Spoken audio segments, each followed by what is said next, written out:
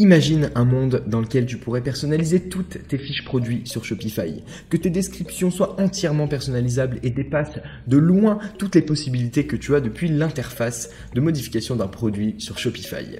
Eh bien, je tiens à te rassurer car nous sommes dans ce monde, nous vivons dans ce monde à l'heure actuelle et c'est ce que nous allons voir dans cette vidéo.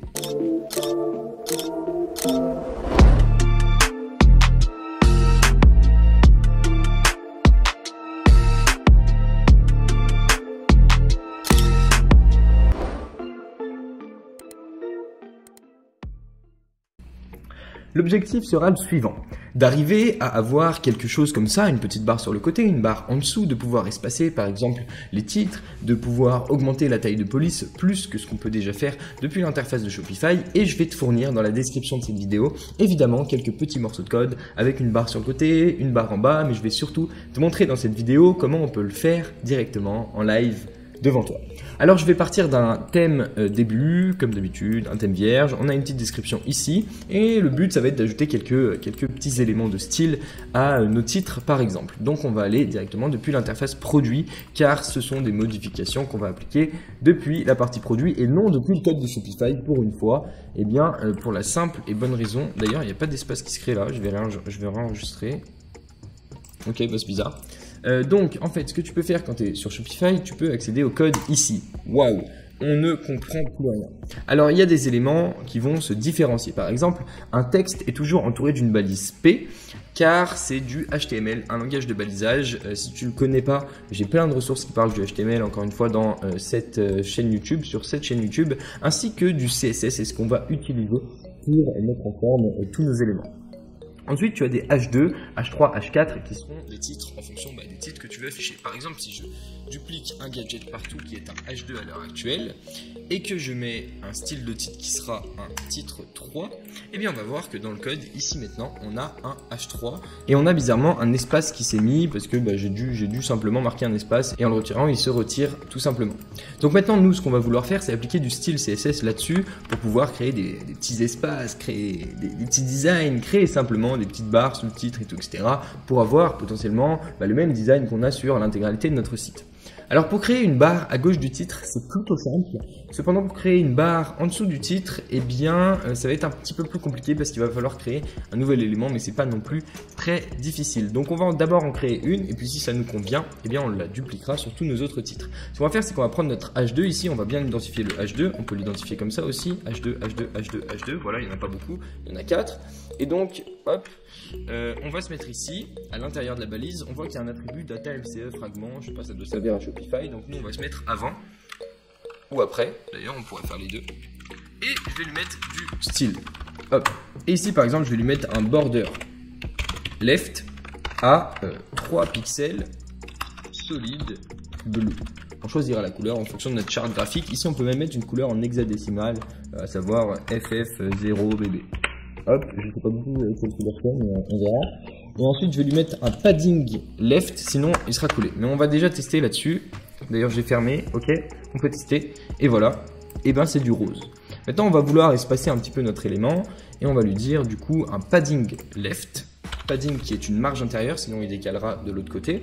Padding left, je vais lui dire par exemple 5 pixels. Ok, on revient derrière. On pourrait même dire 10. Allez, on va dire 10. On est un peu fifou là en ce moment. Alors on dit 10.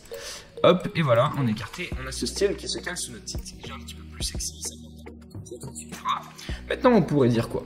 On pourrait dire que on aimerait ajouter un nouvel élément, une barre sous le titre. Alors pour faire une barre sous le titre, tu as vu que si on met une barre à gauche et que c'est un border left, si on met un border bottom, techniquement ça mettra une barre sous le titre. Le problème du border bottom, c'est qu'il prend toute la taille de l'élément, mais on va le tester quand même. Border bottom. 3 pixels et on va virer le padding left parce qu'il ne nous sert plus à rien. Je suis en train de le tester sur l'élément dessous. Je reviens en arrière. Mais on a un border bottom maintenant qui prend toute la longueur de notre fiche produit et c'est pas dingue. Donc là, ce qu'on va faire, c'est qu'en fait, on va créer un nouvel élément, hop, qui aura seulement du style. Donc cet élément, je vais l'appeler div, parce qu'une div c'est juste un conteneur qui va se placer par défaut en dessous. Et je vais lui donner un style qui sera égal à rien dans un premier temps, parce que le plus important c'est déjà qu'on ferme notre div. chaque élément ouvrant en HTML a un élément fermant. Donc là, je ferme ma div et je vais dire, par exemple, je peux lui dire quoi?